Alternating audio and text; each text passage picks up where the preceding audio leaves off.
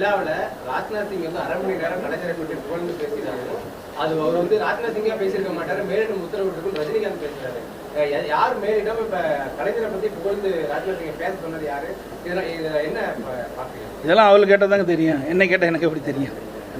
யார் உத்தரவு போட்டால் யார் வந்து பேசுகிறாங்க நாட்டு மக்கள் அனைவருக்கும் அறிவார்கள். அதை வெளிப்படைத்தன்மையாக இன்றைக்கு சூப்பர் ஸ்டார் ரஜினிகாந்த் அவர்கள் தெரிவிச்சிருக்கார், வெளிப்படையாக தெரிவிச்சிட்டார். இவர்கள் தான் நாடகம் ஆடுறாங்க, திமுக பாரதிய ஜனதா நாடகம் ஆடுறாங்க. அந்த நாடகத்தை வெளியில் கொண்டு வந்தது திரைப்பட நடிகர், அவருக்கு நன்றி சொல்லலாம். அதான் நான் ஏற்கனவே சொல்லிக்கிட்டேன். இன்றைக்கி வெளியில் பார்த்தா எதிரி மாதிரி இருக்குது, தோற்றம் அளிக்கிறாங்க. திமுகவும் பாரதிய ஜனதாவும் எதிரி மாதிரி தோற்றம், ஆனால் உள்ள உறவு வச்சுட்டு இருக்கிறாங்க.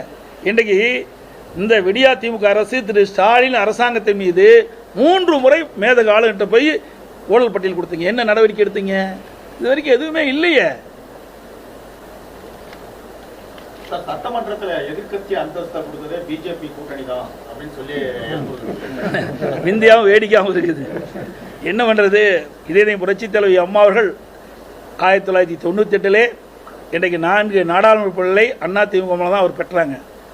இப்பொழுதும் அதிமுக கூட்டணி வைக்கிற காரணத்தினால தான் இன்றைக்கு பாரதிய ஜனதா கட்சியினுடைய சட்டமன்ற உறுப்பினர் 4 பேர் தேர்ந்தெடுக்கணும்னு நினச்சிருக்கிறேன்.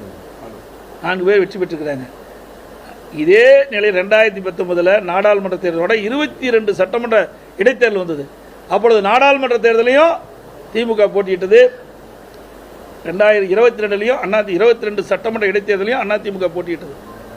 ஒரு இடத்துல அதிமுக நாடாளுமன்றத்தை வென்றது. ஆனால் 9 இடத்துல சட்டமன்ற இடைத்தேர்தல் நாங்கள் வென்றோம். அது நீங்கள் பார்த்தீங்கன்னா நிலக்கோட்டையில், உதாரணத்துக்கு திண்டுக்கல்ல நாடாளுமன்ற போட்டிடுறார், நிலக்கோட்டையிலையும் திமுக வேட்பாளர் போட்டிடுறார் எம்எல்ஏல. அதை நிலக்கோட்டையில் அதிமுக வெற்றி பெறுது 23,000 ஓட்டில் சுமார். அதுலேயே நாடாளுமன்றத்துக்கு பார்க்கும்போது அவர் கூடுதலான வாக்கு வாங்கியிருக்கார் திமுக வேட்பாளர். ஆக தமிழகத்தை பொறுத்த வரைக்கும் நாடாளுமன்ற தேர்தலுக்கு ஒரு மாதிரி வாக்களிக்கிறாங்க, சட்டமன்றத்துக்கு ஒரு மாதிரி வாக்களிக்கிறாங்க. இதே நிலை பாருங்க. 2019 ஒரே ஒரு இடம் தான் நாங்கள் வெற்றி பெற்றோம், இதே கூட்டணி. பிறகு தேமுதிக கூட்டணியில் இல்லை. 2021 சட்டமன்ற போட்டி எழும்போது நாங்கள் 75 இடத்துல வெற்றி பெற்றோம். அதிமுக தமிழகத்தில் ஆள வேண்டும் என்பதற்காக 75 இடங்கள் கூட்டணி கொடுத்தாங்க. அதே மத்தியில் 2019 ஆட்சி வரும்னு சொல்லி அப்போ இருந்தது. அப்போ ஒரு இடம் தானே கொடுத்தாங்க. அப்போ மக்கள் யாருடைய ஆட்சி விரும்புகிறாங்கன்னு நீங்களே புரிஞ்சுங்க.